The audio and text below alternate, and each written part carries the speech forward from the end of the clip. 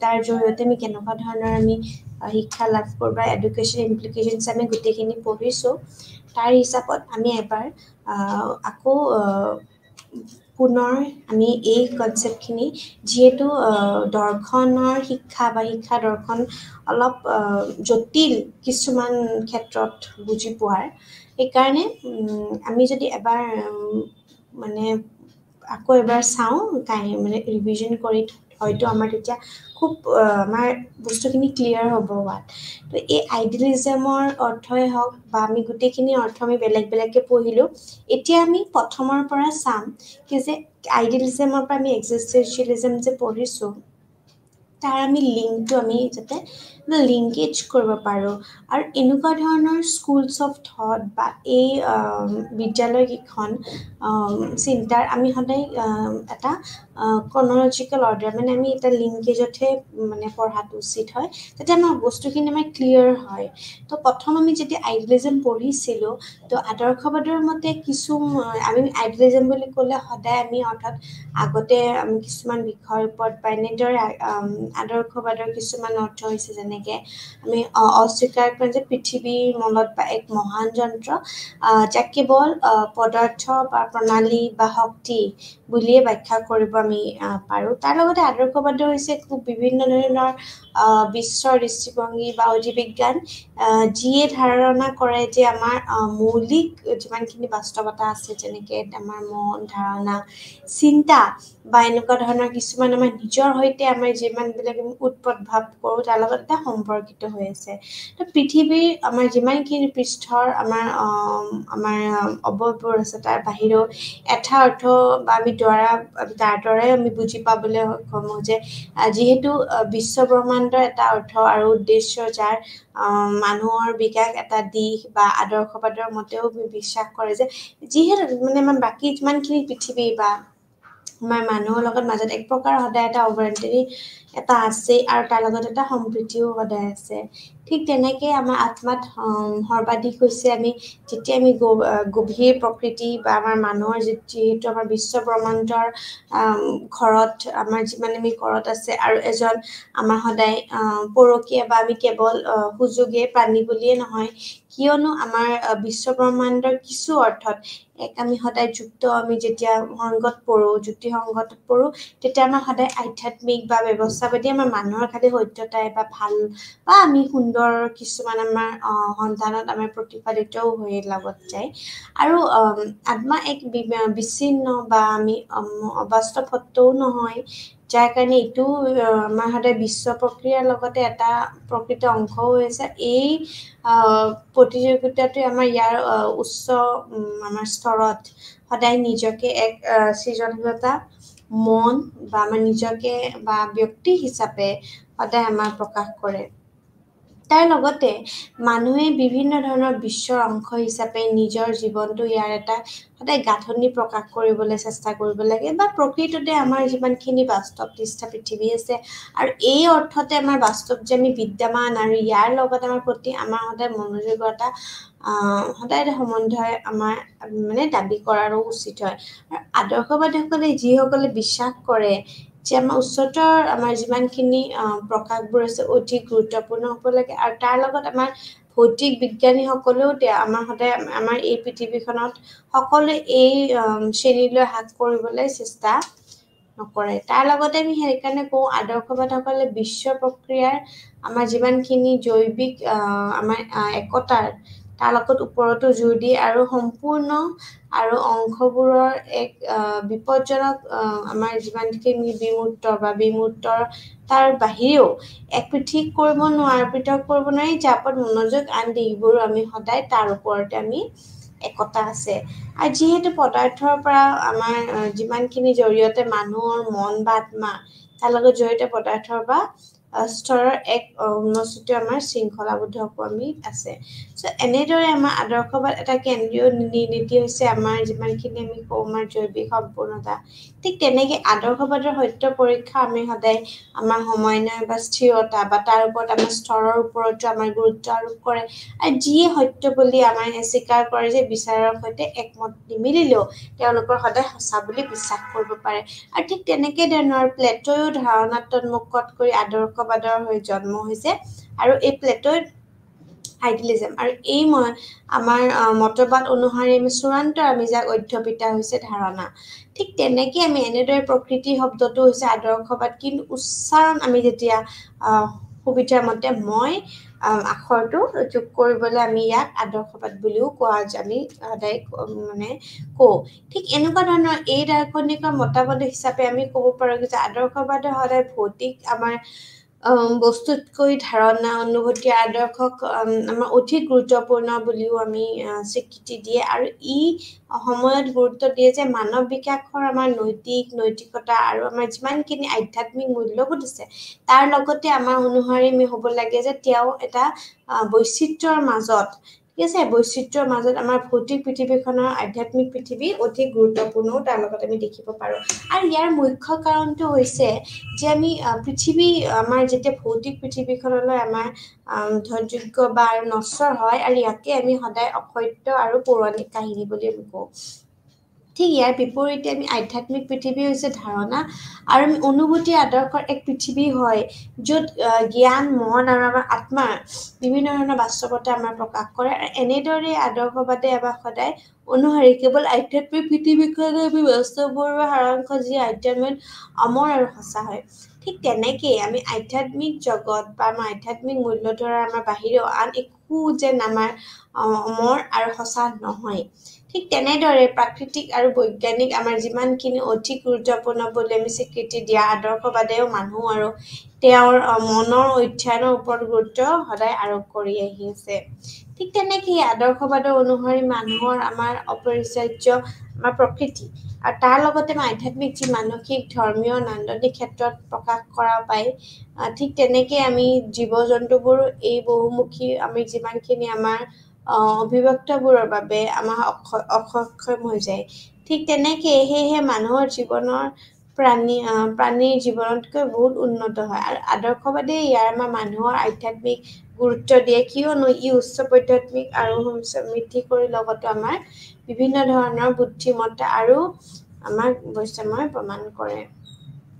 আমি যদি কওঁ চমুকৈ তেনে ক'ব পাৰোঁ আদৰ্শবাদ সদায় নিজকে আধ্যাত্মিকৰ সৈতে পৰিচয় দিয়ে চূড়ান্ত আত্মাৰ শক্তি দিয়ে যি সমগ্ৰ বিয়পি পৰাত সহায় কৰে আৰু আহিবলগীয়া সকলো সময়ত আমাৰ পুণ্য মংগলময় আৰু মহানতাৰ দ্বাৰা আমাক সদায় জ্বলাই ৰাখে ঘৰত আমি সঠিকভাৱে মন্তব্য কৰিছোঁ যে শিক্ষাৰ এক আদৰ্শবাদী দৰ্শন হয় তেনেহ'লে মানুহে সদায় নিজকে মানসিকভাৱে ব্ৰহ্মাণ্ডৰ এক অধিবেশ্য অংশ হিচাপেও আমি ক'ব পাৰোঁ যাক বিচাৰি পাবলৈ আমাৰ বিৱৰণ হৈ পৰে আমি যেতিয়া আইডিয়ালিজমৰ আমি ডেফিনিশ্যনছ পঢ়িছোঁ তেতিয়া আমি ক'ব পাৰোঁ বিভিন্ন ধৰণৰ টি.এম. দত্ত বা জি.এছ. ৰুছো বা প্লেটো এনেকুৱা বিভিন্ন ধৰণৰ দাৰ্শনিকসমূহে আদৰ্শবাদৰ আমাৰ সংজ্ঞা দিছিলে তাৰ ভিতৰত কেইটামান জনপ্ৰিয় আমাৰ সংজ্ঞা যি হৈছে আদৰ্শবাদৰ ধাৰণা হৈছে চূড়ান্ত বাস্তৱতা আৰু বাস্তৱতা হৈছে আধ্যাত্মিকতাবাদ আৰু তাকে আমি ডি.এম. দত্তই কৈছিলে ঠিক তেনেকৈ আদৰ্শবাদী দৰ্শনে বহুতো আৰু বিভিন্ন ৰূপ লয় যেনেকৈ কিন্তু এই সকলোতকে আমি অন্তৰ্হীনত আমাৰ কাৰ হৈছিলে আমাৰ পষ্টিউলেট হৈছে যে মন বা আমাৰ যিমানখিনি আমাৰ আত্মা আছে তাৰ লগত পৃথিৱীৰ প্ৰয়োজনীয়তা বস্তু যেনে প্ৰকৃতিৰ বাস্তৱতা এক মানসিক চৰিত্ৰ এইখিনিকে আমি আইডিয়ালিজম বুলি কৈছে ঠিক তেনেকে আদৰ্শবাদী এইখিনি কৈছিলে আদৰ্শবাদীসকলে দেখুৱাইছিলে যে পৃথিৱীখনৰ পূজাৰ ক্ষেত্ৰতো আমি ক'ব পাৰোঁ মন্তব্য কেন্দ্ৰীয় আৰু তেওঁলোকৰ বাবেও ইয়াৰ পৃথিৱীখন বুজিবলৈ চেষ্টা কৰা মনৰ কাৰ্যকলাপত এনেকো ধৰণৰ আমি বাস্তৱতা বা এক ডাঙৰ অনুভূতিও প্ৰদান নকৰে তাৰ লগত যিকোনো বস্তুতে বাস্তৱ জগতত অধিক ধাৰণা দিয়াটো আমাৰ সদায় বিৰোধিত হ'ব পাৰে কিয়নো আমি সদায় মনটোতকৈ অধিক বাস্তৱ যিকোনো এক জানাতো আমি নিজেই মনৰ ধাৰণা হ'ব লাগে ঠিক তেনেকৈ আইডিয়েলিজমৰ বিভিন্ন ধৰণৰ বিষয়ভিত্তিক আছে, যেনেকৈ আমি ছাবজেক্টিভ আইডিয়েলিজম বুলি কওঁ, বিষয়ভিত্তিক আছে। এই ধৰণে আদৰ্শবাদী কেতিয়াও মানসিকতাবাদ, কেতিয়াবা আমাৰ আমি যাক কওঁ অভূতপূৰ্ববৰ্তা বুলিও ক'ব পাৰোঁ, আৰু এই আটাইতকৈ সুৰক্ষিত আৰু ইয়াৰ আটাইতকৈ কম প্ৰচাৰিত হয়। আৰু আদৰ্শবাদৰ এটা আছে কি যে আমি বিৰোধীসকলে কেনেকৈ আক্ৰমণ আমি বন্ধ কৰিব পাৰোঁ, বা আমাৰ কেনেকৈ ধৰণৰ আমাৰ আক্ৰমণ হয়। তো ব্যক্তিগতভাৱে আমাৰ যিটো মানে আমাৰ আইডিয়েলিজম আছে, তাৰ লগতে আমাৰ কেৱল ধাৰণা আৰু আমাৰ মাতৃৰ ঠিক আছে, ধাৰণা আৰু মাতৃবস্তু নহয়, আৰু ব্যক্তিগত আদৰ্শৰে আমাৰ যিমানখিনি আইৰিছ দাৰ্শনিক আছিলে, আইৰিছ দাৰ্শনিক যিয়ে তেওঁৰ দৰ্শন আমাৰ বৰ্ণনা কৰিবলৈ আমি বস্তুবাদ কৰিছিলে। আৰু তাৰ লগতে আমাৰ সদায় অৱস্থাবাদ আৰু সঠিক আমাৰ কি আছে, তাৰ লগত এটা দাৰ্শনিক ধৰণৰ চিন্তা চৰ্চাও চলিছিলে। ঠিক তেনেকেই আমি যেতিয়া কওঁ যে আমি ইয়াতে ৰূপ, আমাৰ সম্প্ৰচাৰ, দুটা চিত্ৰ, গতি, সংখ্যা আদি এই বস্তুবোৰত আমি সদায় গুণগত মান, যেনেকৈ বিভিন্ন ধৰণৰ ৰং হ'ব পাৰে, সোৱাদ হ'ব পাৰে, গোন্ধ হ'ব পাৰে, এই বিভিন্ন বস্তুবোৰৰ মাজত সদায় পাৰ্থক্য কৰিছিলে। আমি যেতিয়া কওঁ Immanuel Kant is a great philosopher, okay, western. So' আমি যেতিয়া কওঁ যে প্ৰাচীন কালত আমাৰ যেতিয়া আগত এনচিয়েণ্ট টাইমতে আমাৰ ইমানুৱেল কাণ্ট ফিলচফাৰ আছিলে, মেইনলি এজন ফেন'মেনলজিষ্ট আছিলে। ফেন'মেনলজিষ্ট মানে যাক চেঞ্জ কৰিব পাৰি, যি ব্যক্তিগত আৰু বস্তুনিষ্ঠ আদৰ্শবাদৰ মাজতে এক মানে থিয় দিছিলে। মানে এটা এক্সাম্পল বা আমি উদাহৰণ হিচাপে ল'ব পাৰোঁ, যিহেতু আমাৰ কান্ত বৰ্ণনাবিলাক পৃথিৱীখন এই অৰ্থ মন নিৰ্মিত পৃথিৱী হয়, যাৰ তেওঁৰ দৰ্শনৰ জৰিয়তে আমাৰ বিষয়ভিত্তিক পৰা আমাৰ সদায় আমাৰ ৰাজ্য আছে। ঠিক তেনেকৈ ব্যক্তিগত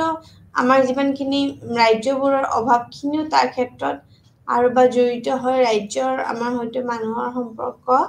আমাৰ প্ৰাপ্ত বা প্ৰকৃতিৰ মাজতো পৃথিৱীৰ বা অনুভৱ থকাটো আমি ক'ব পাৰোঁ যে উপায় যদি আছে, তেতিয়াহ'লে আমি কৰিব লাগে সেই ধাৰণাটো তাৰ লগত ৰস বুলি আমি ধাৰণা বুলিও আমি ক'ব পাৰোঁ। ঠিক তেনেকেই আমি ক'ব পাৰোঁ যে আমাৰ বিভিন্ন ধৰণৰ আমাৰ চূড়ান্ত ব্যৱস্থা আছে। তো এনেকুৱা ধৰণৰ বস্তু কি যে বস্তুনিষ্ঠ আদৰ্শবাদৰ প্লেটৰ হৈছে, যাক আমি অবজেক্টিভ বুলি কওঁ। ঠিক তেনেকৈ তাৰ জৰিয়তে আমি ক'ব পাৰোঁ যে আমাৰ যিমানখিনি সময়ামিক দাৰ্শনিকসকলে আছে, সময়ৰ সলনি আমাৰ বদলি থাকে, তাৰ লগত আদৰ্শবাদসকলেও চৰম বিষয়বাদ বা মানসিকতাবাদ বা বিভিন্ন ধৰণৰ বাহ্যিক আমাৰ যোনখন পৃথিৱী আছে, তাৰ যিকোনো অৰ্থ মানৱ নিৰ্মিত বুলিও ধাৰণা কঢ়িয়াই আনিছে। ঠিক তেনেকেই আমি ক'ব পাৰোঁ যে বিভিন্ন ধৰণৰ আমাৰ থলুৱা খাদ্য সমাৰোহ বুলি যাক কয়, বা আমাৰ যিমানখিনি আমাৰ শৃংখলাবদ্ধ আছে, বা ঠিক আমাৰ মন আৰু ইয়াক সদায় জৈৱিক কৰাত আমাৰ সদায় মানে এটা ফিলচফি, এটা গ্ৰেড কৰিছে। আৰু একমত যে পৰম মনৰ যদি আমি ধাৰণা কৰোঁ, তেনে উদ্দেশ্যৰ কোনো ধৰণৰ দায়ী নহয়। ঠিক আছে, উদ্দেশ্যৰ বাবে আমি কেতিয়াও দায়ীও নকৰোঁ কাকো, যে আজি এইটো নহ'ল এইটো হয়, সেই বস্তুবোৰ আমাৰ নহয়। ঠিক আছে, ঠিক তেনেকেই আমি ব্যক্তিগত দৰ্শন মানে কি জানো, যেতিয়া আমি যেতিয়া বস্তুবোধ বা আমাৰ ব্যক্তিগতৰ কাৰণে আমি যান্ত্ৰিক বস্তুবোধ বা আমাৰ মানসিক আদৰ্শবাদ, আমাৰ দুয়োৰে বিৰুদ্ধে এক প্ৰতিবাদ হিচাপে আমি সদায় আত্মপ্ৰকাশ কৰা গৈছিলে। তাৰ লগতে আমাৰ ব্যক্তিত্বৰ তালিকাৰ বাবে মৌলিক আমাৰ যিমানখিনি বস্তু আছিলে, তাৰ লগতে আমাৰ নিৰ্মিত আছিলে চিন্তা বা নিৰ্দিষ্ট চিন্তা প্ৰক্ৰিয়াও নহয়, কিন্তু এজন ব্যক্তি যেতিয়া আত্ম বা চিন্তাবিদ হয়, তেতিয়া বাস্তৱতা হৈছে সদায় আমি সচেতন এটা ষ্টেজত থাকোঁ। আৰু তাৰ লগতে আত্মা হৈছে আমি সেই বস্তুটো সহ্য কৰিব নোৱাৰি, যাৰ জীৱিতভাৱে একক আৰু অসহ্য, আৰু যাক কেৱল মিছাৰ বিমূৰ্ততহে আমি বিভিন্ন ধৰণৰ আমি দাবী খেলি কেৱল আমি প্ৰকাশ কৰিছিলোঁ। ঠিক তেনেকেই আমাৰ বিকাশ যাৰ ভিতৰত আছে,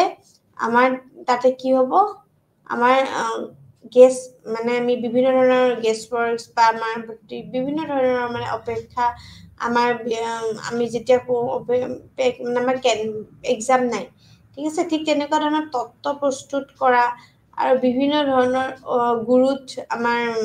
আমি কেনেকৈ গুৰুত্ব দিব লাগে আমি বাৰ্ধিত সংস্কৃতি, ঠিক তেনেকেই আমি কি কৰিব লাগে, তেওঁলোকে স্থিতিটো সদায় সমৰ্থন আমাৰ যোগ কৰিছে ইয়াৰ লগতে।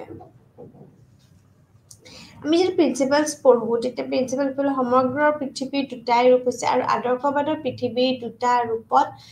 বিশ্বাস কৰে যে আধ্যাত্মিক পৃথিৱী এখন হৈছে আধ্যাত্মিক আমি স্পিৰিচুৱেল ৱৰ্ল্ড বুলি কওঁ এখন হৈছে ভৌতিক জগত আদৰ্শবাদৰ মতে ভৌতিক জগতত আমি তুলনাত্মক আধ্যাত্মিক জগতত অধিক গুৰুত্ব দিয়ে আৰু তাৰ লগতে আমি তেওঁলোকে সদায় বিশ্বাস কৰে যে আধ্যাত্মিক পৃথিৱীখনে হৈছে আমাৰ বাস্তৱ আৰু চূড়ান্ত সত্য আৰু তাৰ লগতে আমি ক'ব পাৰোঁ যে মানৱ জীৱনৰ এক মুখ্য লক্ষ্যও হয় আৰু গৃহৰ মতে হৈছে আদৰ্শবাদৰ মতে পৃথিৱীৰ আমাৰ যিমানখিনি শৃংখলা হৈছে মহাকাশ বা আমি চিৰন্তন আৰু আধ্যাত্মিক আমাৰ বাস্তৱতাৰ প্ৰকাশৰ বাবে আমাক সদায় গুৰুত্ব দিয়ে ঠিক তেনেকেই ক'ব পাৰোঁ যে ধাৰণাবোৰ আমি সদায় বস্তুতকৈ অধিক গুৰুত্বপূৰ্ণ দিয়ে আৰু আদৰ্শবাদৰ মতেও হৈছে কি যে কেৱল ধাৰণাবোৰ জৰিয়তে মন বা আত্মাৰ জ্ঞান প্ৰাপ্ত কৰিলেই নহ'ব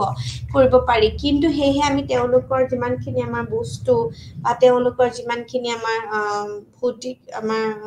মানে এইখিনি আছে তালিকাখিনি তাৰ লগত আমি বিভিন্ন ধৰণৰ বাস্তৱতা আনহাতে বাস্তৱতা সোনকালে বা পিছত মৰি যায় তেনেকুৱা হয় সেইটো কাৰণে আৰু ধাৰণাটো এইটোৱে গুৰুত্ব দিয়ে যে আমি এই ধাৰণাটোৱে সদায় আমাৰ কৃষ্ণৰ হেৰিটিয়ে প্ৰশংস কৰে ঠিক আছে তো ঠিক এনেকুৱা ধৰণৰ এই ধাৰণাটোৱে আমাক চূড়ান্ত আমাক গুৰুত্বপূৰ্ণ সেইবোৰ আমাৰ বৰংশ আমাৰ সাৰাংশ বা আমি ক'ব পাৰোঁ যে আৰ্কিটাইপ এনেকুৱা ধৰণৰ যিয়ে বিশ্বাস কৰে আৰু ঠিক তেনেকুৱাকে এই ধাৰণাবোৰ আমাৰ চিৰন্তন বা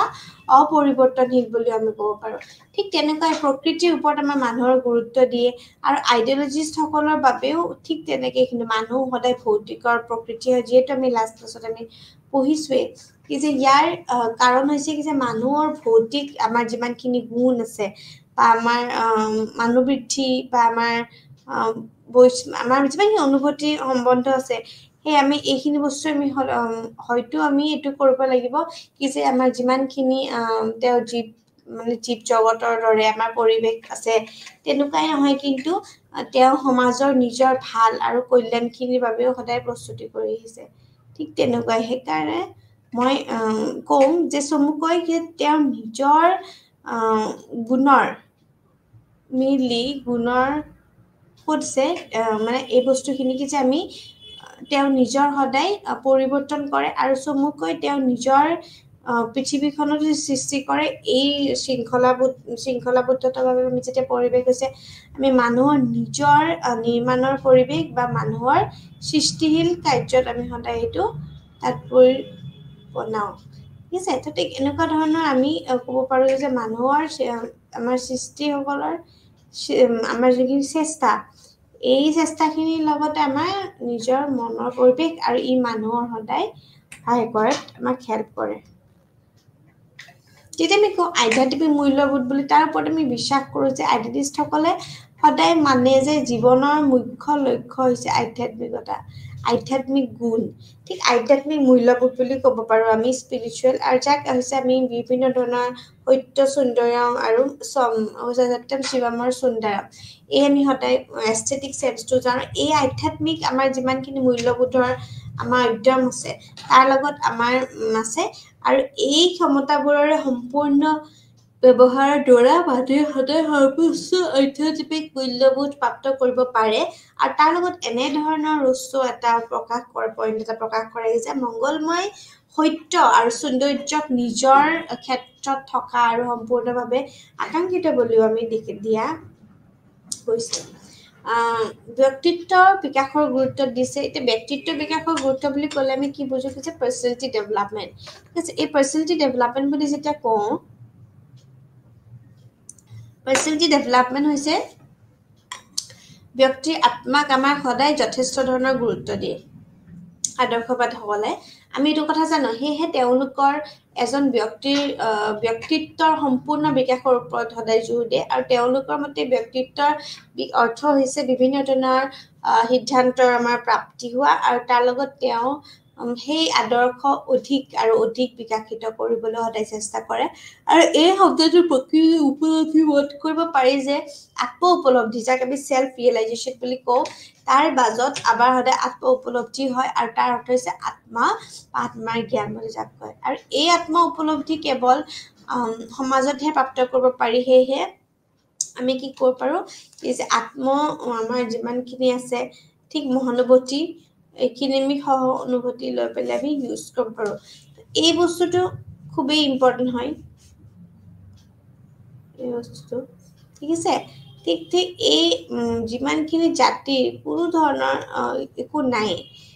ঠিক আছে ভিডিঅ' মানুহৰ মাজত কোনো ধৰণৰ এইবিলাক বস্তু আমি ক'ব নোৱাৰোঁ বা আমি ৰাখিব নোৱাৰোঁ ঠিক আছে তো ঠিক এই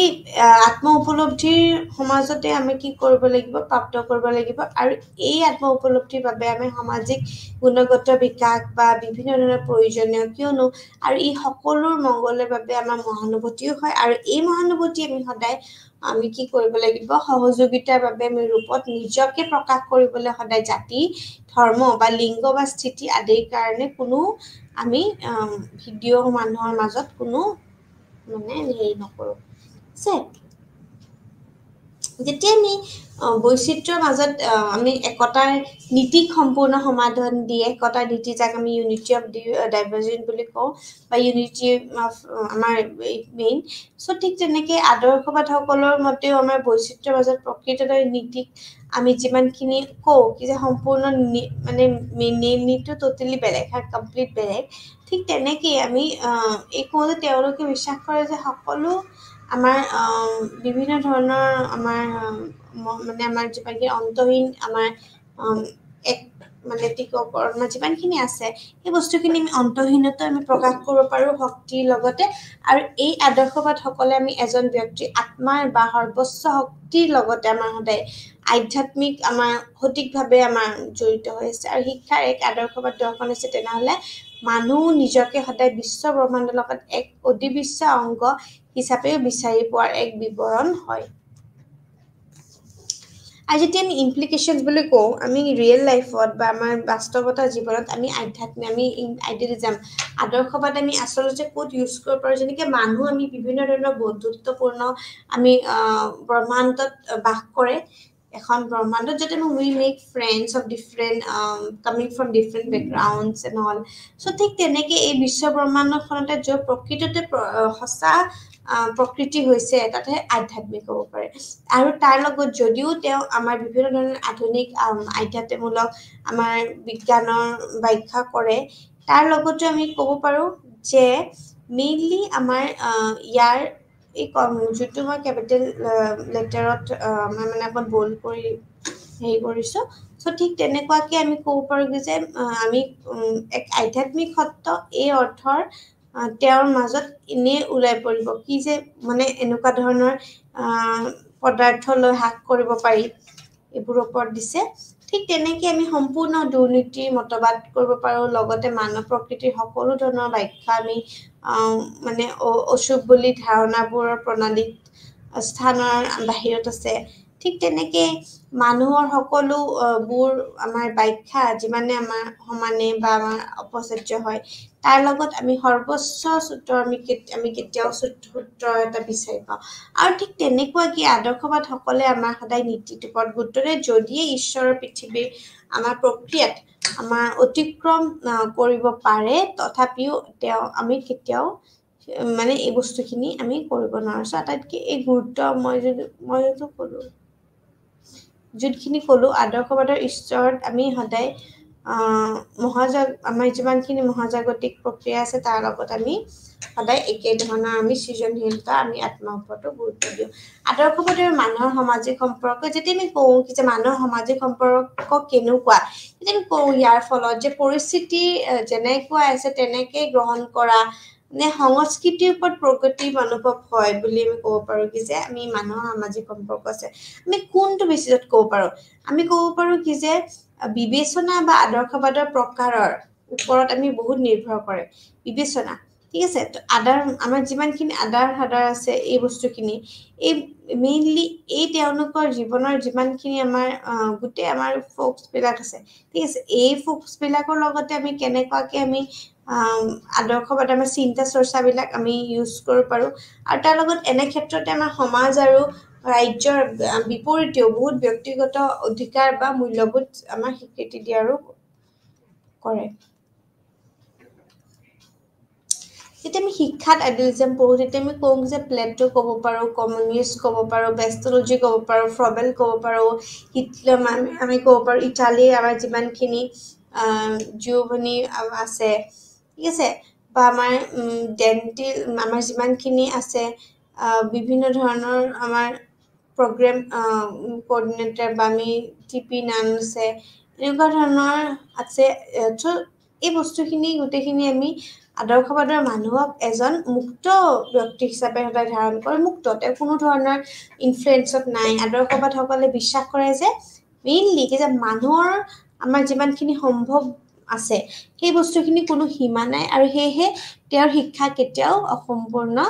হৈ থাকিব। আৰু ইয়াৰ লগতে অৱশ্যে আদৰ্শবাদৰ মতে এতিয়াও আমি শিক্ষাৰ এটা নিৰ্ধাৰিত লক্ষ্য থাকিব পাৰোঁ, আৰু ই লক্ষ্য হৈছে আমাৰ যিমানখিনি অসীমৰ দিশত বিকাশ বুলি ক'ব পাৰোঁ। ঠিক তেনেকৈ ব্যক্তিত্ব আত্মা উপলব্ধি বা চেষ্টা কৰাটো বুজায়। তাৰ লগত আদৰ্শবাদ অনুসাৰে আমি মানুহ হৈছে ঈশ্বৰৰ আটাইতকৈ ধুনীয়া সৃষ্টি, আৰু তাৰ লগত এইহে আদৰ্শবাদে আমাৰ সদায় কি কৰে, আমাৰ যিমানখিনি অধিবক্তাসকল আছে তাৰ লগত মানৱৰ ব্যক্তিৰ ওপৰত আমাৰ সদায় শ্ৰেষ্ঠ বুলি ক'ব পাৰোঁ, আৰু তাৰ লগতে জ্ঞানো আমাৰ অন্তৰ্ভুক্ত থাকে। সেয়েহে আদৰ্শবাদৰ মতে আমি ক'ব পাৰোঁ যে শিক্ষাৰ প্ৰথম লক্ষ্য হৈছে আমি আত্ম উপলব্ধি প্ৰাপ্ত নোহোৱালৈকে ব্যক্তিৰ আত্মা আৰু আৰু যিমানখিনি আদৰ্শবাদৰ দৰে আমাৰ আছে সেই বস্তুখিনি আমি সদায় ভাষাত আৰু তাৰ লগত আমাৰ বিভিন্ন ধৰণৰ এই লক্ষ্য, আমাৰ যিমানখিনি লক্ষ্য আছে সেই ব্যক্তি বা তাৰ লগত আমাৰ যিমানখিনি আমাৰ উচ্চতা প্ৰকৃততে বা আমাৰ যিমানখিনি বাস্তৱিকতা আছে আমাৰ আত্মাৰ সৰ্বস্বই আমাৰ এইখিনি বস্তু সম্ভাৱনা সদায় প্ৰস্তুত কৰাৰ সম্ভাৱনা। ঠিক আধ্যাত্মিক বিকাশ নিশ্চিত কৰা বুলি যে ক'লোঁ, তেতিয়া আমি কওঁ যে যৌতিক আমাৰ যিমানখিনি প্ৰাপ্তি আছে চলন আধ্যাত্মিক মূল্যবোধ এই আদৰ্শবাদসকলে অধিক গুৰুত্ব দি আহি আছে, আৰু সেয়েহে তেওঁলোকৰ আমাৰ যিমানখিনি মতে শিক্ষাৰ দ্বিতীয় লক্ষ্য হৈছে শিশুটিক মানসিক, নৈতিক আৰু আমাৰ সৰ্বোপৰি কৰি মানে আমি সদায় কি কৰিব লাগে, আধ্যাত্মিকভাৱে বিকাশ কৰা। সেয়েহে আমি ক'ব পাৰোঁ যে শিক্ষকে সদায় শিশুটোক আমি কি কৰিব লাগে, আধ্যাত্মিকভাৱে বিকাশ কৰিবলৈ আমি সদায় শিক্ষাৰ আমি কি কৰিব লাগে, প্ৰয়োজন আয়োজন কৰা উচিত হয়। এতিয়া স্কুলৰ মতে শিক্ষাই ইয়াৰ কি হয়, সংস্কৃতিৰ জৰিয়তে আমাৰ যিমানখিনি আমাৰ মানৱ জাতিক আছিলে তাৰ আমাৰ আধ্যাত্মিক ক্ষেত্ৰতো আমাৰ কি হয়, অধিক আমাৰ পৰিমাণে প্ৰৱেশ কৰাৰ লগতে আমাৰ আধ্যাত্মিকো ক্ষেত্ৰতো সীমাবোৰৰ ওপৰত ডাঙৰ কৰিবলৈ আমি সদায় সক্ষম কৰিব লাগিব। ঠিক তেনেকৈ সত্য সৌন্দৰ্য মংগলময় বিকাশ কৰাৰ ওপৰত আমাৰ সদায় আদৰ্শবাদসকলে দাবী কৰে যে ব্যক্তিসকলৰ মাজত আধ্যাত্মিক মূল্যবোধ বিকশিত কৰিবৰ কাৰণে অবভিয়াছলি আমাৰ ওচৰত সৰ্বোচ্চ আমাৰ যিমানখিনি আদৰ্শৰ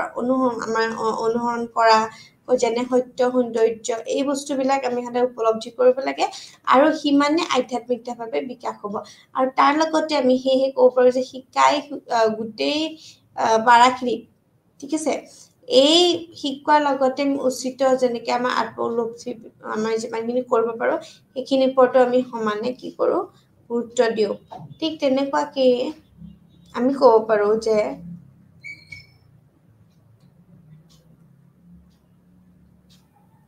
প্ৰকৃতি আমি যিমানখিনি আমাৰ জন্মগত আধ্যাত্মিক আমাৰ আছে প্ৰকৃতিৰ ৰূপান্তৰ কৰা যায়, আৰু সেই আদৰ্শবাদসকলৰ ধাৰণা কৰে যে শিশুৰ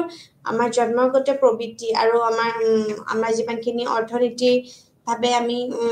আমাৰ নিহিত আমাৰ প্ৰবঞ্চক আছে সেই আধ্যাত্মিকৰ লগতে আমাৰ গুণৰ মূল্যবোধৰ সদায় এটা অন্তৰ্ভুক্ত কৰিব লগা হয়, আৰু এইখিনিয়ে মেইনলি ব্যক্তিৰ সম্পৰ্কে সৰ্বোচ্চ বিকাশ প্ৰাপ্ত কৰা সময় হয়। আৰু সেয়েহে আদৰ্শবাদে অনুসৰি শিক্ষাৰ পঞ্চম লক্ষ্যৰ ভিতৰত হৈছে জন্মগত কেঁচা প্ৰবৃত্তি আধ্যাত্মিক গুণাগুণ আমি কি কৰিব লাগে, অন্তৰ্ভুক্ত কৰিব লাগে। পবিত্ৰ জীৱনৰ বাবে প্ৰস্তুত কৰাটো বুজায়। আদৰ্শবাদসকলে সদায় ধৰি ৰাখিব লগা আমাৰ যিমানখিনি শিক্ষাই আছে এনে অৱস্থাত সদায় কি কৰিব লাগে, আমাক সৃষ্টি কৰিব লাগে, আৰু এনে এক পৰিৱেশ প্ৰদান কৰিব লাগে য'ত শিশুটোৱে মেইনলি আধ্যাত্মিক মূল্যবোধৰ বিকাশৰ ওপৰত সদায় অনুকূল গুৰুত্ব দিব পাৰে। আৰু ঠিক এনেকুৱা ধৰণৰকৈ আমাৰ আদৰ্শবাদ দৰ্শন অনুসৰি শিক্ষাৰ যথেষ্ট লক্ষ্য লগতে শিশুটো পবিত্ৰ জীৱনৰ বাবে প্ৰস্তুত কৰা। আৰু এই সন্দৰ্ভতে আমাৰ সদায় ফ্ৰবেলে সঠিকভাৱে এনেদৰে কৈছে যে শিক্ষাৰ উদ্দেশ্য হৈছে আমি এক বিশ্বাসী আমি কি কৰিব লাগে বৃত্ত ঠিক আছে এটা বিশ্বাসী আমি বিশুদ্ধ আমাৰ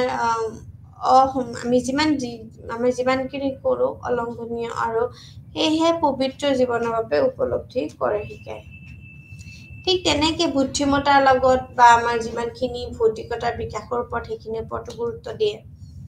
এতিয়া আমি যে কাৰিকুলাম চাওঁ কাৰিকুলামৰ লগতে আমি ক'ব পাৰোঁ যে শিক্ষাৰ্থী আমাৰ যিমানখিনি জৈৱিক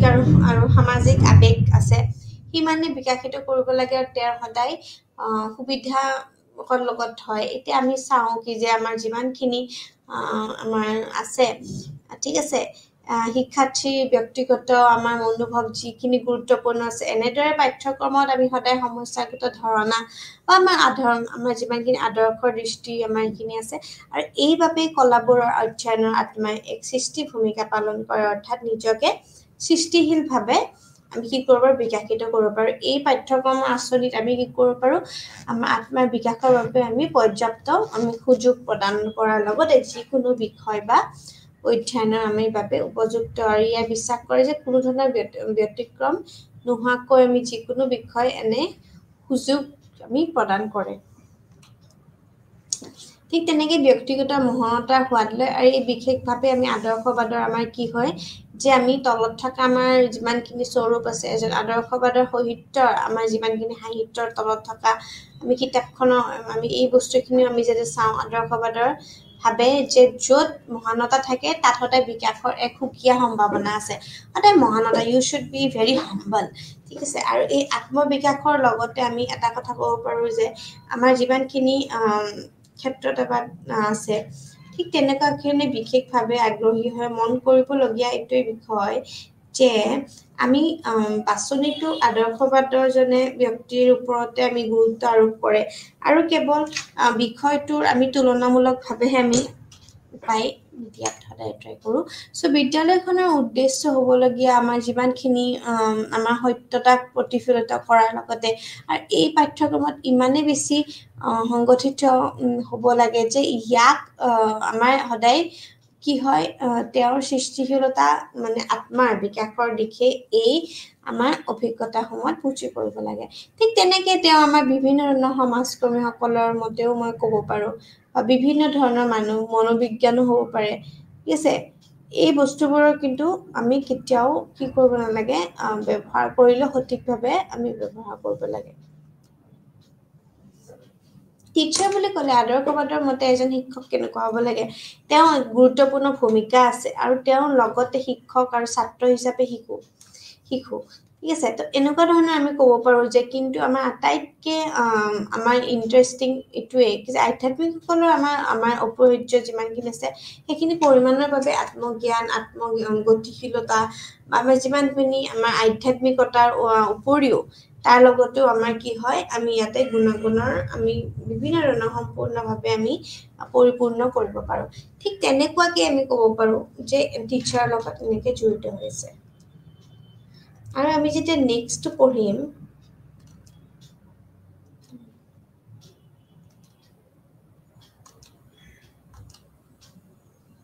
আইডিয়ালিজম ইন স্কুল ঠিক আছে এই আইডিয়ালিজম ইন স্কুলটো আমি পঢ়িম এইটো ভেৰি ইম্পৰ্টেণ্ট হয় আইডিয়ালিজম ইন স্কুল এখন বিদ্যালয় আৰু আইডিয়ালিজম চ' বিদ্যালয় হৈছে এনে এক স্থান য'ত শিশুটোৰ আমাৰ ব্যক্তিগত মানসিক বা দৈহিক এই গোটেইখিনি আমাৰ য'ত ডেভেলপমেণ্ট হয় আৰু ই বিদ্যালয়ৰ পৰিৱেশৰ পৰা এক ক্ৰমান্বয়ভাৱে জীৱন্ত আৰু বিকশিত কৰা হয় য'ত উচ্চ আধ্যাত্মিক আদৰ্শ আৰু মূল্যবোধো প্ৰাপ্ত হয় আদৰ্শবাদ অনুসৰি আমি বিদ্যালয়ত দিয়া আমাৰ যিমানখিনি শিক্ষকৰ সঠিক নিৰ্দেশনাৰ জৰিয়তে আমি কওঁ প্ৰভাৱবাদী পৰিৱেশ আছে তেওঁৰ প্ৰয়োজনীয়তা বুলি সদায় বিবেচনা কৰে আৰু আদৰ্শবাদৰ গুণাগুণ বুলি ক'লে আমাৰ শিক্ষাৰ লক্ষ্যৰ ক্ষেত্ৰত আদৰ্শবাদে আমি সদায় আমাৰ সংকেত আবেদন আগবঢ়ায় আৰু এইটো কেৱল এই দৰ্শনে নহয় য'ত লক্ষ্যৰ আমাৰ বিতংগ বা প্ৰদৰ্শনৰ ওপৰত গুৰুত্ব দিয়ে হৈছে বাট আদৰ্শবাদে সদায় শিকায়ো যে সৰ্বোচ্চ মূল্যবোধৰ যেনে সত্য সৌন্দৰ্য আৰু মংগলময় প্ৰস্তুতিৰ ওপৰতো গুৰুত্ব আৰোপ কৰে ঠিক এনেদৰে শিশুটোৰ আমাৰ নৈতিকতা চৰিত্ৰ বিকাশ হোৱাটো গুৰুত্ব দিয়ে আৰু আদৰ্শবাদে সদায় শিক্ষাৰ লক্ষ্য হৈছে নিজৰ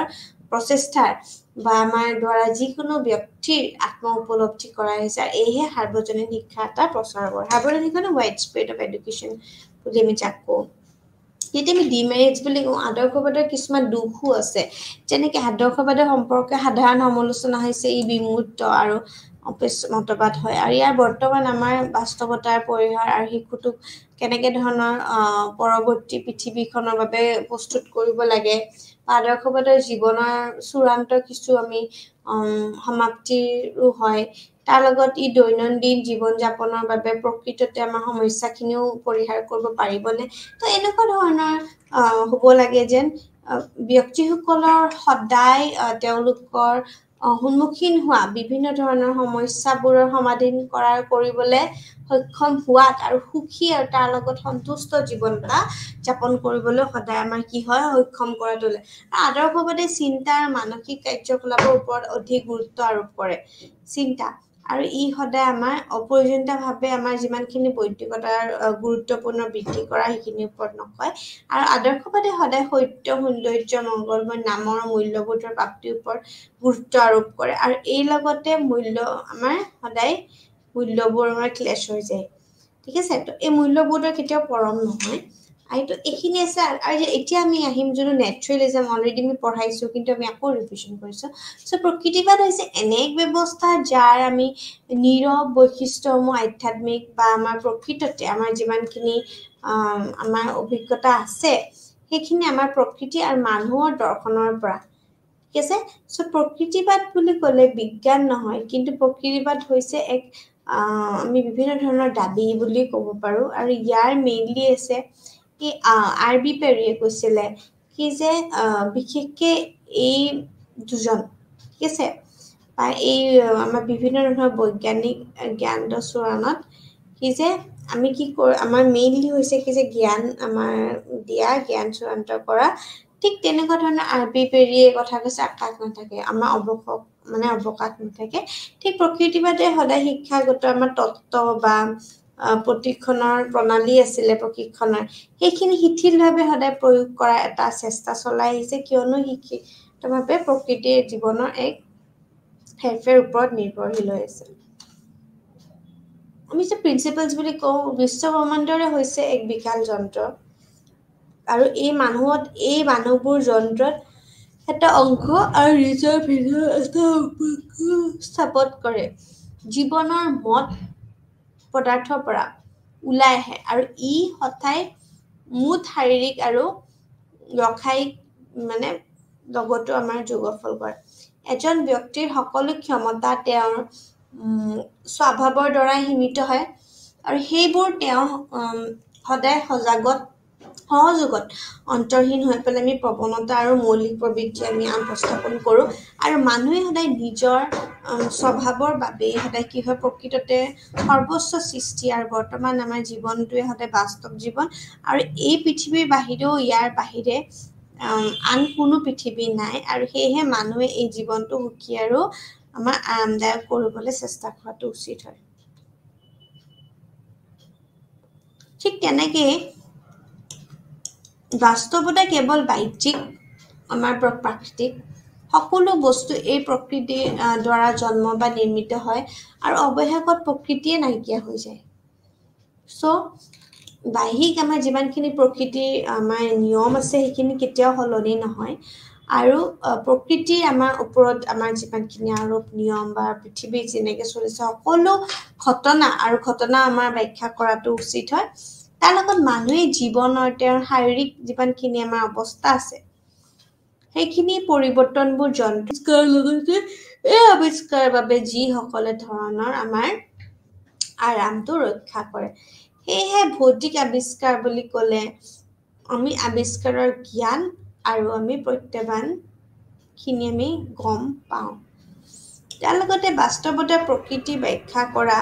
আৰু তাৰ লগত ভৌতিক বিজ্ঞানৰ কেনেদৰে আমাৰ মিলি আছে সেই বস্তুখিনি ডিছকাছ কৰাচোন চ' এই চূড়ান্ত বাস্তৱতা হৈছে বিষয়টো আমাৰ ঈশ্বৰ আত্মা মন স্বৰ্গ আৰু নৰক আমি যে কওঁ ঈশ্বৰৰ স্বাধীনতা বা আমি নৈতিকতা মূল্যবোধ বা প্ৰাৰ্থনা আৰু আমাৰ অতিমান আমি আশ্চৰ্যও ফলো কৰিব লাগিব যেটা ন্যাচাৰেলিজম এডুকেশ্যন ন্যাচাৰেলিষ্ট আমি প্ৰতিবাদ শিক্ষা প্ৰকৃতিবাদী আমি কওঁ কি যে আমি অষ্টদশ শতিকাৰ পৰাই আৰম্ভ হৈছে এনেকুৱা ধৰণৰ আৰু মেইনলি আমি কি বুলি কওঁ যেতিয়া আমি ব্যক্তি আমি কওঁ চ' তাৰ মাজত আমাৰ প্ৰকৃতিও শিক্ষা সদায় পৌষ্টিকতা কৰিছিলে আৰু যদিও তেওঁ নিজৰ দাৰ্শনিক স্থিতি আমাৰ সদায় আদৰ্শবাদী আছিল আৰু শিক্ষাৰ আমাৰ বহুতখিনি দীক্ষাত আমি ক'ব পাৰোঁ যে এই কথাৰ প্ৰতি অন্ধ কৰি তুলিছে যে প্ৰকৃতিৰ আমাৰ যিমানখিনি ৰুচয় আত্মাৰ প্ৰতি নহয় কিন্তু সামাজিক সমলি আমাৰ যিমানখিনি সন্মিলন আছে তাৰ দ্বাৰা বিৰোধিত কৰে আৰু শিক্ষাৰ প্ৰাকৃতিক বা আমাৰ নৈতিবাচিক আমাৰ যিমানখিনি পৰ্যাপ্ত কেৱল আমাৰ এমাহলৈ নৈতিক নহয় নৈতিকতা আৰু আমাৰ ধৰ্মীয় প্ৰশিক্ষণৰ বাবেও আমাক প্ৰস্তুত কৰি তোলে এতিয়া যেতিয়া আমি কওঁ নেচাৰেলিষ্টিক এডুকেশ্যনৰ কেৰেক্টাৰিষ্টিক্স বৈশিষ্ট্য যেতিয়া ক'ব পাৰিম প্ৰকৃতিলৈ ঘূৰি যাওঁ মানে everything comes from the nature ultimately goes back to the nature আৰু এতিয়া এইখিনিত যদি মই অলপ আঁকি দিওঁ তেতিয়া হয়তো আমাৰ মনত থাকিব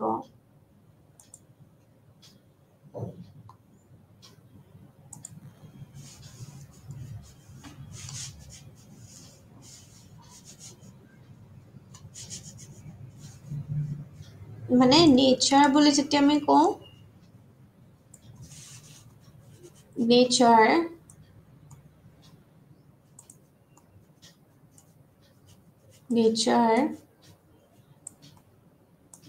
নেচাৰ বুলি ক'লে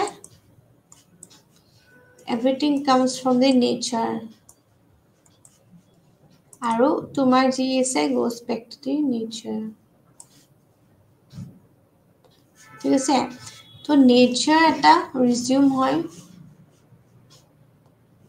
আৰু শিক্ষানুষ্ঠানৰ ভাৱে আমি এই বস্তুটো আমি কৰিব লাগে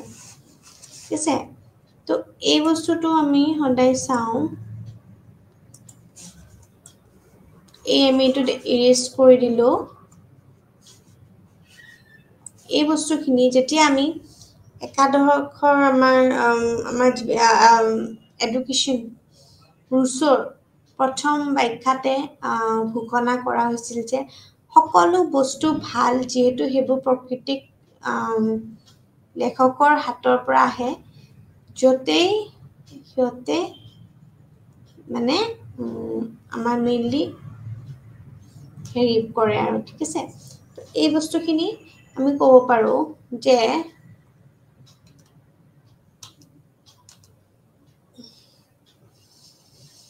পুষ্টিকৰ আমাৰ যিমানখিনি বিৰোধিতা আছে সেইখিনি কৰে প্ৰকৃতিবাদে সদায় শিক্ষাৰ দ্বিতীয় বিশেষ হৈছে যেনেকৈ কেৱল আমাৰ শৈক্ষিক জ্ঞান আৰু কিতাপৰ মৌলিকতাৰ বিৰুদ্ধেই নহয় কিন্তু প্ৰচলিত শিক্ষাৰ অৰ্থ আছিলে কেৱল গ্ৰীক আৰু লেটিন আমাৰ সাহিত্যৰ আমাৰ আছিলে আৰু তাৰ লগত আমি সদায় ক'ব পাৰোঁ প্ৰকৃতিবাদসকলে কি কৰে আমাৰ মেইনলি তেওঁলোকৰ প্ৰকৃতিক স্বাৰ্থ আৰু কাৰ্যকলাপৰ জৰিয়তে শিশুৰ আমি প্ৰকৃততে অনুসাৰী প্ৰকৃতি বিশেষ আমাৰখিনি ভালকৈ শিক্ষাৰ ওপৰত আমাৰ গুৰুত্ব আৰোপ কৰিছিলে আৰু ৰুচোই এইভাৱে আমাৰ স্বভাৱে আমাৰ শিক্ষাৰ ইমানেই বেছি আমাৰ এইটো সমৰ্থক আছিল যে ইয়াৰ বাবে আমি সকলো শিক্ষা আমাৰ যিমানখিনি প্ৰাৰম্ভিক আমাৰ কৈশোভটো আত্মশিক্ষা বা কৰি থকাও আমি তাৰ লগত উচিত ঠিক তেনেকৈ প্ৰগতিশীল আছিলে প্ৰগতিশীল প্ৰগ্ৰেছিভ বুলি যাক কোৱা যায় চ' প্ৰকৃতিবাদী আমাৰ শিক্ষাৰ এইটো এটা বিশেষ শিক্ষা মানে আমি প্ৰগতিশীল হ'ব লাগে আমি যেতিয়া প্ৰচলিত আমাৰ শিক্ষাই আমাক শিশুটোক তেওঁৰ ভৱিষ্যতৰ যিমানখিনি প্ৰাপ্তবয়স্ক জীৱনৰ বাবে ভাবাচোন তো এই প্ৰাপ্তবয়স্ক আমাৰ যিমানখিনি জীৱনৰ বাবে প্ৰস্তুত কৰা তোলা আৰু এই আমাৰখিনিতে আমি বিশ্বাস কৰিছিল যে শিশু হৈছে মানুহৰ পিতৃ সেয়েহে আমি প্ৰাপ্তবয়স্ক জীৱনৰ আমাৰ সমস্যাৰ সন্মুখীন হ'বলৈ আমি কি কৰোঁ কি যে শিশুটোক প্ৰস্তুত কৰিবলৈ দিওঁ শিশুটোক যেতিয়া প্ৰস্তুত কৰিবলৈ দিয়ে তাৰ আচৰণসমূহ অন্যায় এইখিনি আৰু প্ৰকৃতিবাদী সদায় শিক্ষাই বিশ্বাস কৰে যে শিশু এটা শিশু আৰু নিৰ্মাণতভাৱে আমি প্ৰাপ্তবয়স্ক কেতিয়াও নহয় ঠিক তেনেকে আমি সৰুতে তেওঁ এজন গতিশীল ব্যক্তি যেন সামান্যভাৱে বিকশিত হৈ যায় নতিবাচী শিক্ষা বুলি কওঁ যেতিয়া আমি প্ৰকৃতিবাদৰ আমাৰ বৈশিষ্ট্য আমি পঢ়ো তেতিয়া আমি নাম ল'বই লাগিব নতিবাচী শিক্ষাৰ য'ত বিভিন্ন ধৰণৰ সময় নহয় ইয়াৰ বহুত দূৰলৈ আছে গুণ আৰু এই গুণ প্ৰদান নকৰে খালি অপকাৰৰ সুৰক্ষা দিয়ে আৰু ই সদায় সত্য কৰোত বাধাও নিদিয়ে আৰু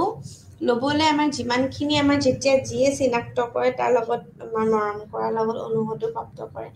সেইকাৰণে শিশুৰ কেন্দ্ৰীয় স্থিতি প্ৰকৃতিবাদী শিক্ষাৰ পঞ্চম বৈশিষ্ট্য হৈছে কিন্তু চাইল্ড চেণ্টাৰ্ড আমি যাক চাইল্ড চেণ্টাৰ্ড এডুকেশ্যন বুলি কওঁ আজিকালি চব ইনষ্টিটিউচনত চাইল্ড চেণ্টাৰ্ড এডুকেশ্যন মানে কি যেতিয়া আমি শিশুটোক আমি নিডছ ইণ্টাৰেষ্টৰ প্ৰতি আমি পঢ়াম তেতিয়া এই শিশুটোক নিজৰ কাৰ্যকলাপ বা আমি পৰ্যবেক্ষণৰ পৰা আমি অভিজ্ঞতাৰ দ্বাৰা আমি বহুত কথা শিকিবলৈও দিওঁ আৰু শিকাওঁ ঠিক তেনেকৈ আমি ক'ব পাৰোঁ আৰু ইয়াৰ লগতে শিশুৰ স্বাধীনতা যাক আমি চাইল্ড ফ্ৰীডম ইয়াত আমি সদায় ফ্ৰী ডিচিপ্লিনৰ কথা কওঁ ঠিক আছে ফ্ৰী ডিচিপ্লিন চ' পৰ্যবেক্ষণ আৰু অভিজ্ঞতা গঠন কৰিবলৈ ইমান মুক্ত আমি কেতিয়াও ইমান মুক্ত হ'ব লাগে তাৰ লগতে ৰুছ'য়ে সদায় দ্বিতীয় এডালৈ কৈছিল আমি এনেকৈ কয় যে ঈশ্বৰে সকলোবোৰ ভাল কৰে মানুহে তেওঁলোকৰ সৈতে কি কৰে হস্তক্ষেপ কৰে আৰু তাৰ লগত তেওঁলোকৰ দুষ্ট হৈ পৰে মানুহে আল্টিমেটলি মানুহৰ শত্ৰু বুলি যাক কয় চ' আমাৰ যিমানখিনি ইন্দ্ৰিয়ৰ প্ৰশিক্ষণৰ ওপৰত গুৰুত্ব দিয়া আছিলে এইটো এটা আছিলে চ' প্ৰকৃতিবাদী মেইনলি আমাৰ যিমানখিনি শিক্ষাই আমাৰ একো আহৰণ কৰা নহয় আমাৰ খালি ইয়াৰ জ্ঞানৰ আমি প্ৰৱেশ দ্বাৰ বুলিয়ে কওঁ আৰু এই আমি কওঁ কি যে দক্ষতাৰে তেওঁলোকৰ সদায় কি হয় আমাৰ কাৰ্য সম্পন্ন হয় আৰু তাৰ লগত প্ৰশিক্ষণৰ আমাৰ প্ৰয়োজন হয় আৰু এই সন্দৰ্ভতে আমি কওঁ যে ৰুছ'য়ে ভালদৰে কৈছে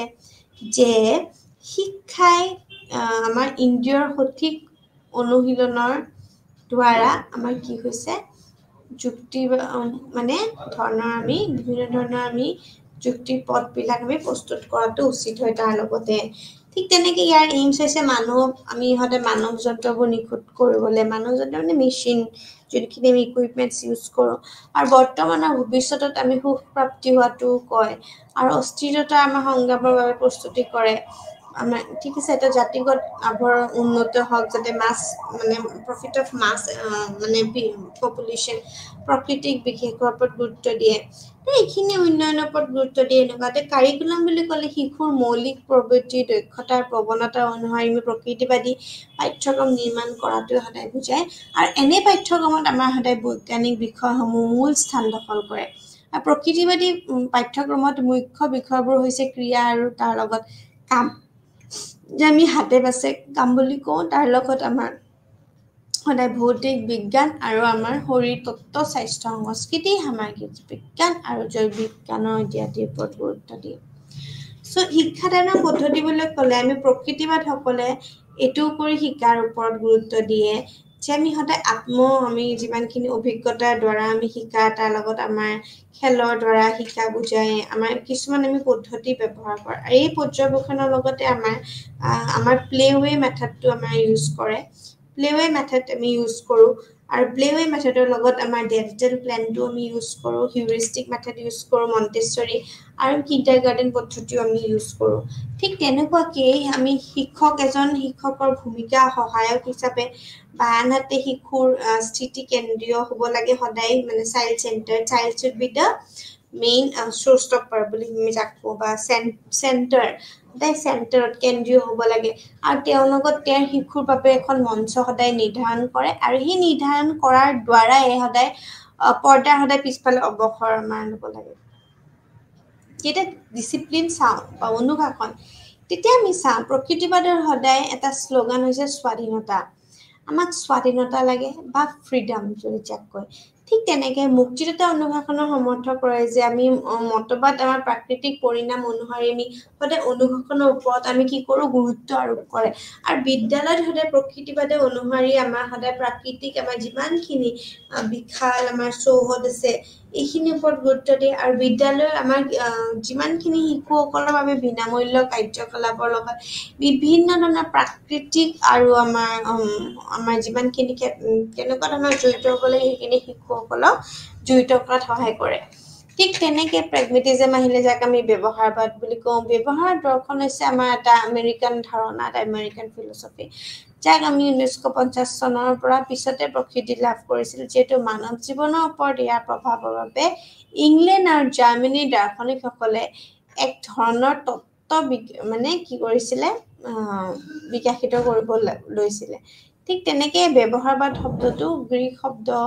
আমাৰ প্ৰেগমেটিকাছ আৰু আমাৰ মেইনলি আহৰণ কৰা হৈছে যাৰ অৰ্থ হৈছে ব্যৱহাৰিকতা বা উপযোগিতা আৰু এনেদৰে আমাৰ মানে যিখিনি ওপৰত হয় তাৰ ওপৰত যে প্ৰথমে কাৰ্যকলাপ বা পৰীক্ষা কৰা হয় তাৰপিছতহে সি মেইনলি ক্ষেত্ৰত এই দৰ্শনৰ আমাৰ পৰীক্ষাখিনি লক্ষ্য কৰা হয় আৰু লগালগে আমি যেতিয়া আমাৰ নিজকে কেপেবল কৰি তোলো তেনেকে আমি আমি একেলগে সদায় ইয়াক আমি সদায় বুদ্ধিজীৱীসকলে বিশেষভাৱে আমাৰ হেৰি নকৰিলে আমি ব্যাপকভাৱে সদায় গ্ৰহণ কৰিব লাগিব প্ৰেগমেটিক্স বা আমি যেতিয়া দুয়োটাৰ মাজত একমাত্ৰ পাৰ্থক্য হৈছে যে যদিও আদৰ্শবাদ সদায় মানৱ বিকাশৰ বাবে পূৰ্ব নিৰ্ধাৰিত আদৰ্শ মূল্যবোধবিলাকৰ ওপৰত মেইনলি ওপৰত গুৰুত্ব দিয়ে ব্যৱহাৰবাদীও ঠিক এনেকুৱা যে আদৰ্শৰ মূল্য পূৰ্ব নিৰ্ধাৰিত আৰু পৰম নহয় কিন্তু আমি সেইবোৰ সদায় পৰিৱৰ্তনৰ প্ৰক্ৰিয়াত জৰিয়তে আমি সদায় প্ৰস্তুত হৈ আছে আৰু সেয়েহে প্ৰতিজন ব্যক্তিয়ে নিজৰ বিকাশৰ বাবে নিজৰ আদৰ্শ আৰু মূল্যবোধৰ বিষয়েও সিদ্ধান্ত সদায় হ'ব লাগে আৰু তাৰ লগতে আমি বস্তুখিনি চাওঁ ঠিক তেনেকে এইবিলাক ডেফিনিশ্যনছ আমি পঢ়িছিলোঁ লাষ্ট ক্লাছত ফাণ্ডামেণ্টেল প্ৰিন্সিপলছ অফ প্ৰেগমেটিজম পঢ়িছিলোঁ যে আমাৰ বিভিন্ন ধৰণৰ মূল্যবোধৰ পূৰ্ব নিৰ্ধাৰিত নহয় আৰু সেইবোৰ নিৰ্মাণত আছে আৰু ই এক আমি বহুত্ববাদ ধাৰণাও হয় আৰু ই মানুহৰ শক্তি সৰ্বোচ্চ বুলিও কয় তাৰ লগত বজাইও ৰাখে আৰু বিভিন্ন ধৰণৰ থাকে ঠিক তেনেকে পাঠ্যক্ৰমতো আমাৰ ব্যৱহাৰিকভাৱে পাঠ্যক্ৰমৰ উপযোগিতাৰ বিষয়ৰ ওপৰত আৰু তাৰ লগত আধাৰিত হয় এই সামাজিক বিষয়বোৰ আমাৰ পৰিচ্ছন্নতা আৰু বিজ্ঞান হ'ব পাৰে আৰু শিক্ষাৰ আমাৰ যিমানখিনি কৰি আৰু অভিজ্ঞতাৰ দ্বাৰা শিকাও হয় আৰু পাৰম্পৰিকভাৱে সম্পৰ্ক আৰু আমি একত্ৰীকৰণৰ এই নীতিবোৰ আধাৰতে আমি কৰিব পাৰোঁ শিক্ষকৰ ভূমিকা যেতিয়া হয় এজন বন্ধু এজন দাৰ্শনিক আৰু এজন নিৰ্দেশক আৰু এই শিক্ষকে সদায় শিশুটোক আমাক কি হয় এনে এটা স্থিতিত ৰাখে য'ত সি ভৱিষ্যতৰ বাবে এটা নতুন আমাৰ গঢ় তুলিব বা মূল্যবোধৰ ওপৰত আমাৰ হেল্প হৈ যায় আৰু তাৰ লগত আমি সদায় ব্যৱহাৰিকত আমি স্বীকৃতি আমি মুক্তিদাতা বা সামাজিকভাৱে আমি অনুশাসনৰ ওপৰত সদায় গুৰুত্ব আৰোপ কৰে আৰু যদি আমি বিদ্যালয়ৰ কথা কওঁ বিদ্যালয়ৰ কথা ক'লে আমি সদায় প্ৰেগমেটিষ্টৰ মতে বিদ্যালয়খন কেনেকুৱা হ'ব লাগে যেনেকৈ শিশুৱে কৰিব লগা পৰীক্ষা আমি বিভিন্ন ধৰণৰ নিৰীক্ষা দিয়ে তাৰ বাবে বিদ্যালয় হৈছে এখন